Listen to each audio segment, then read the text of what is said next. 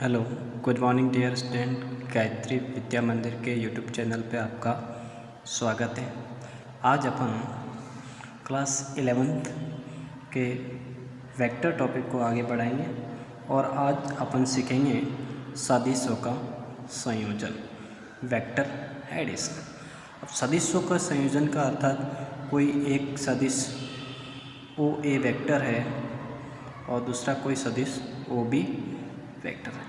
इस दोनों सदिशों को जोड़ेंगे, जैसे O A vector plus O B vector जोड़ने के पश्चात कौन सा सदिश अपन को प्राप्त होगा, इसके बारे में अपन बात करेंगे। सदिशों के संयोजन के अपने पास 3 नियम है। पहला त्रिभुज नियम, दूसरा समांतर चतुर्भुज का नियम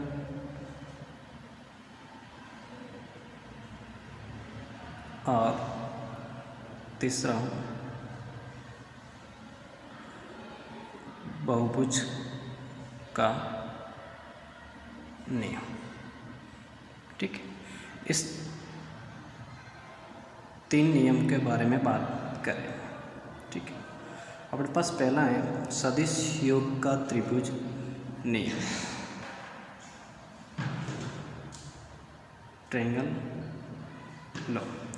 सदिश योग का त्रिभुज नियम क्या कहता है कि यदि कोई दो सदिश किसी त्रिभुज की क्रमागत भुजाओं को व्यक्त करता है तो त्रिभुज की तीसरी भुजा विपरीत दिशा में उस दोनों सदिशों के परिमाण को व्यक्त करती है। सपोज करें अपने पास कोई ट्रायंगल है, जैसे ये ए बी एंड सी, दो वेक्टर जैसे ए बी और दूसरा बी सी। ये A B vector plus B C vector है, वो इस दोनों का परिमाण है वो इस त्रिभुज की तीसरी भुजा विपरीत दिशा में अर्थात ऐसी वेक्टर के बराबर हो गई। यही त्रिभुज का नियम है। तो अपन इसकी भाषा के रूप में लिखें तो लिख सकते हैं कि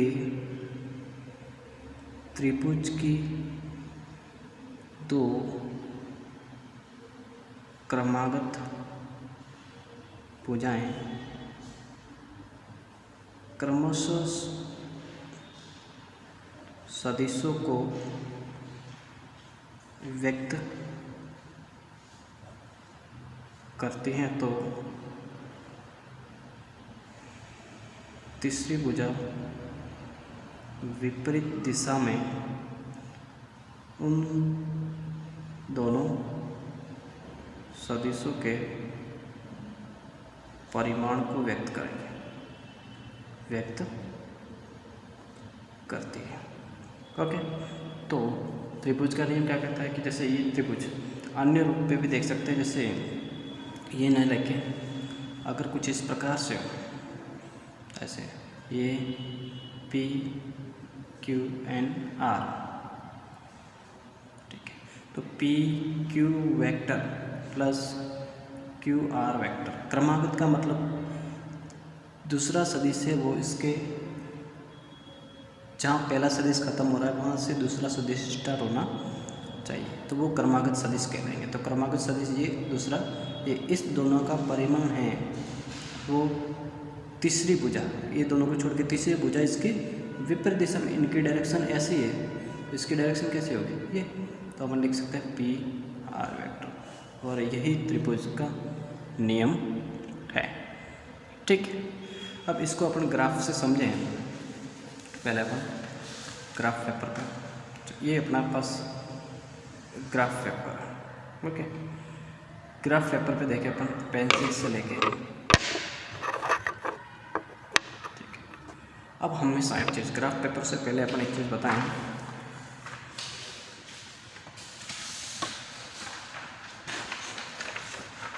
कि कोई दो सदिश जैसे त्रिभुज के एक vector A equal to 2ik + 3 J cap, और दूसरा बी वेक्टर बराबर 3i कैप प्लस 4 जे कैप। तो इस दोनों का योग किस प्रकार से होगा, A vector plus B vector as a same I cap के साथ में आई कैप को जोड़ना, जे कैप के साथ में जे कैप को, क्योंकि उसी की दिशा के अंदर अपन जोड़ सकते हैं, एक्स्ट्रा नहीं।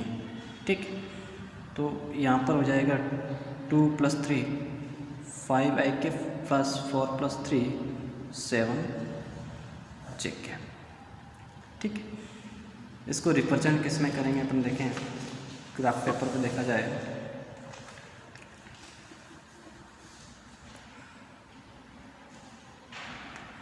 ग्राफ पेपर में अपने पास पेंसिल का इस्तेमाल करते हुए बनाए अपन।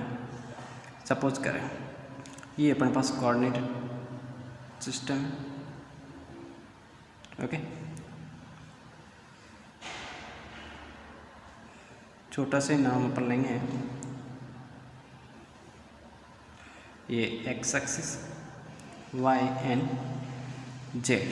ठीक है, यहाँ पे 1 2 3 4 5 एंड 6, 1 2 3 4 5।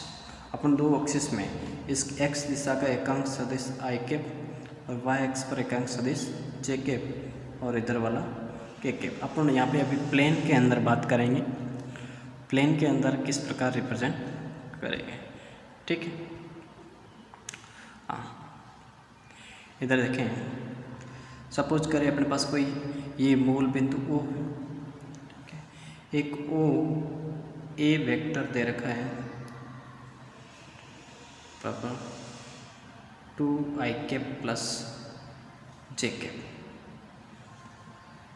फिर और पास ए बी वेक्टर दे रखा है i cap plus 2 J cap. अब बताओ ओ ए बी, तो इस ओ बी वेक्टर क्या होगा। ठीक है, इस ओ बी वेक्टर को देखें, ओ से स्टार्ट होगा। सो पहला यहाँ पे देखा जाए 2i कैप प्लस जे कैप, मतलब एक्स अक्ष पर 2 और तो इसके निर्देशांक क्या होंगे 2,1, इसके निर्देशांक 1,2 1,2। वैसे देखा जाए ओ बी वेक्टर क्या होगा, इसके दोनों का परिणाम, तो 3i cap plus 3 J cap होगा। ऐसे देखा जाए एडिशन, लेकिन इस पर देखे जाए ऑटोमेटिकली प्राप्त होगा। देखें 2 और 1, 2 और y का 1, तो ये वाला बिंदु ए पॉइंट होगा। ठीक है, ये कितना हो जाएगा 2,1 ओ ए वेक्टर। फिर ए बी क्या होगा आई कैप प्लस ये आई कैप 1,2, तो ये वेक्टर हो जाएगा यहाँ।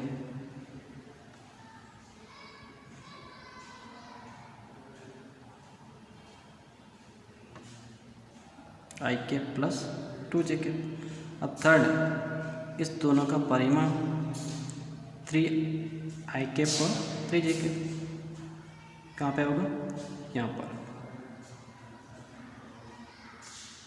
3 और 3। वैसे जैसे इसमें के अंदर जोड़ना है, इसके अंदर इसको जोड़ना है, तो अपन क्या करेंगे, जैसे ए से बी इसको व्यक्त करेंगे। देखा जाए इसको अपन देखें, इसके अंदर इसको जोड़ना है, तो देखा जाए इसको हटा दें अपन वापस, इसको ये तो यहाँ पे 2i कैप प्लस जे कैप के अंदर अपने पास ये आई के एक्स के अंदर एक जोड़ना, एक जोड़ेंगे तो यहाँ पे यहाँ आएगा। दूसरा जे के अंदर कितना जोड़ना, 2, क्या जोड़ना 2, तो कहाँ पर आएगा, यहाँ पर। ठीक है, तो इस ए बी वेक्टर कौन सा, बी वेक्टर। ठीक है, ए बी वेक्टर। ठीक है, तो और ये वेक्टर कौन सा हो जाएगा, ये, तो ओ बी वेक्टर कौन सा होगा, ये। ठीक है, अब जोड़ना है इसको अपन एक और दूसरे तरीके से देखें, या दूसरा एग्जांपल लें। सपोज करें एक ए वेक्टर बराबर 3ik प्लस 4jk और ये ओ ए और ये दूसरा ए बी वेक्टर बराबर दे रखा है 2ik माइनस का jk।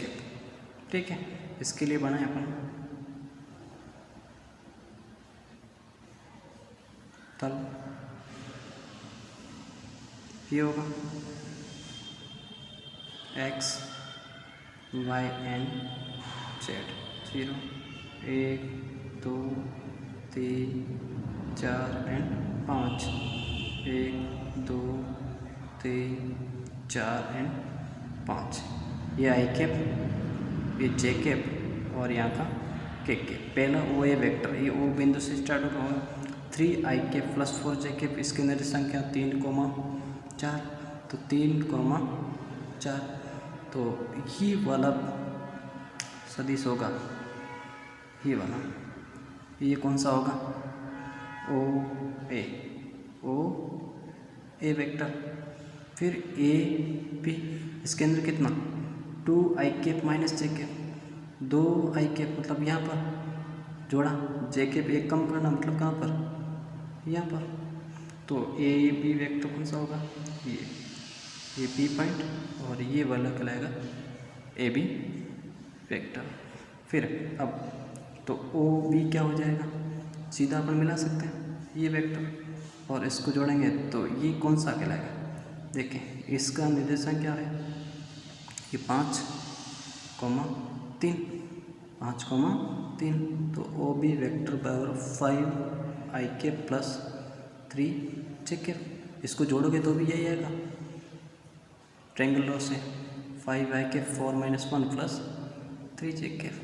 ठीक है, तो ट्रायंगल लॉ से अपन इसमें ग्राफ पेपर पे भी आसानी से बता सकते हैं।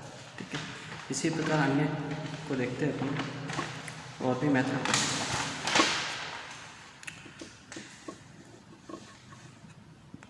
एक और सपोज करें अपने पास दे रखा है पहला ओपी वेक्टर बराबर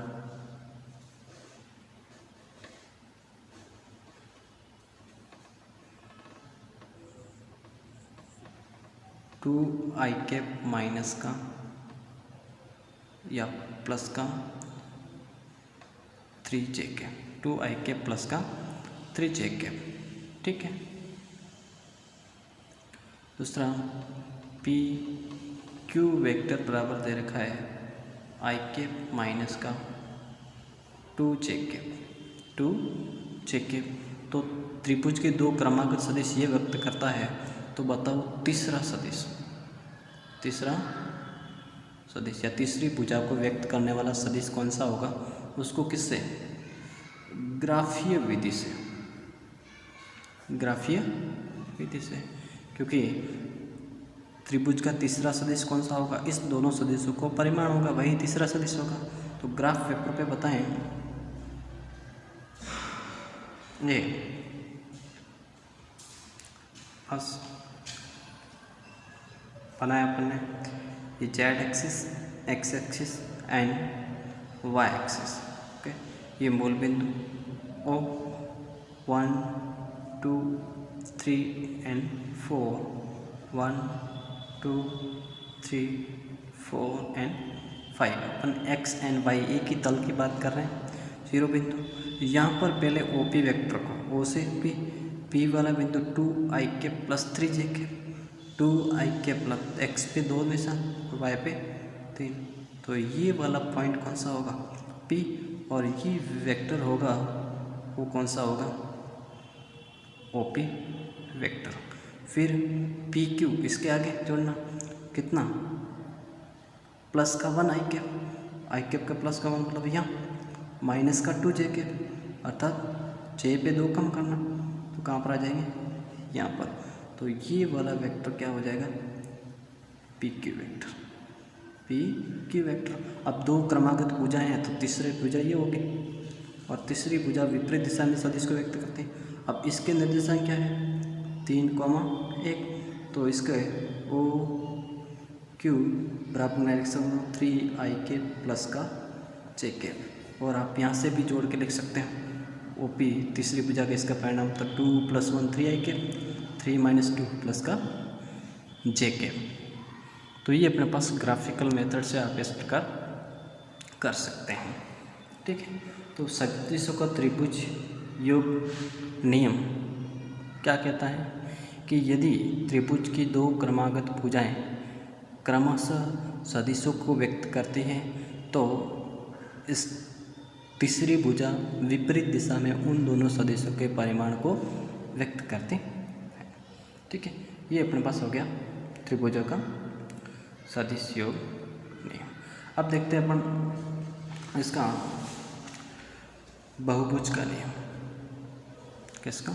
सदिश योग के सदिश योग का बहुभुज की जगह समांतर चतुर्भुज का नियम। समांतर चतुर्भुज का नियम। ठीक है, समांतर चतुर्भुज का नियम क्या कहता है कि सपोज करें अपने पास ये एक चतुर्भुज है ए बी सी डी। इस समांतर चतुर्भुज की दो आसन्न भुजाएं क्रमशः सदिशों को व्यक्त करती हैं, क्रमशः ए डी और ए पी। तो इस समांतर चतुर्भुज का कर्ण इस दोनों सदिशों के परिमाण को व्यक्त करता है।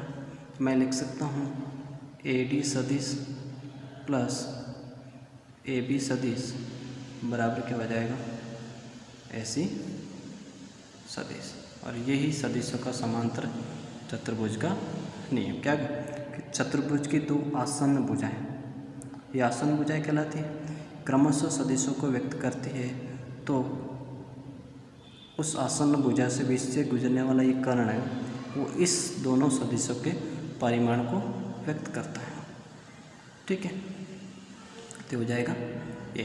सपोज करें ये P वेक्टर है, ये Q वेक्टर है, तो और इसको R वेक्टर लिखें तो लिख सकता हूँ P vector plus Q vector बराबर R वेक्टर। ये कैसे होगा? देखें, ये अपने पास सदिश ए बी है तो इसके समांतर सदिश ये भी कौन सा होगा? P वेक्टर होगा। ये Q है तो ये भी कैसा होगा? Q वेक्टर होगा। क्या होगा? Q वेक्टर होगा। तो यहाँ से अपन लिख सकते हैं, देखें कि इस त्रिभुज, ये भी एक त्रिभुज है, ये भी एक त्रिभुज है।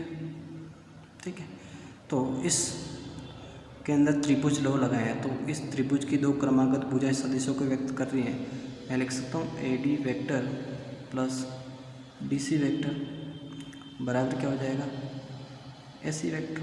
अर्थात इसको क्यू वेक्टर से प्रदर्शित करें, इसको पी वेक्टर बराबर क्या हो जाएगा आर वेक्टर। इसी प्रकार यहाँ पे भी देखें तो क्या लिखते हैं ए बी, लिखते हैं A B vector plus B C vector बराबर ऐसी वेक्टर। तो A B P vector plus Q vector बराबर आर वेक्टर। तो ये एक्चुअल में देखें तो क्या है, त्रिभुज के नियम से भी अपन बता सकते हैं। ठीक है, तो यहाँ से अपन इस चतुर्भुज नियम को भी बता सकते हैं। तो आपको दो नियम आज देखें, सदिश योग का त्रिभुज नियम और सदिश योग का चतुर्भुज नियम। चतुर्भुज नियम, समांतर चतुर्भुज का नियम क्या कहते हैं कि समांतर चतुर्भुज की दो आसन्न भुजाएं क्रमशः दो सदिशों को व्यक्त करती हैं। तो इससे बीच से गुजरने वाला कर्ण है वो इस दोनों सदिशों के परिमाण को व्यक्त करता है। ठीक है, तो ये अपने पास समांतर चतुर्भुज का नियम है। ओके, चलिए, तो आपको ग्राफ से और भी कल समझाया जाएगा, अगले लेक्चर के अंदर और भी बताएंगे। ठीक है, तो आई होप आपको चीज़ें समझ में आई होगी। इसको आप घर जाके ग्राफ पेपर के ट्रिक कोशिश करें। ग्राफ पेपर वाला वापस बताऊं क्या करना है आपको। पहले जो भी वेक्टर दे रखा है जहाँ से स्टार्ट हुआ है इसको ओ पी 2i तो 2 पहले अपन एक सदिश को बता देंगे, ठीक है। इसमें ये 3, ये अपन ने 3 के भी है, पहला कौन सा बताया अपन ने 3,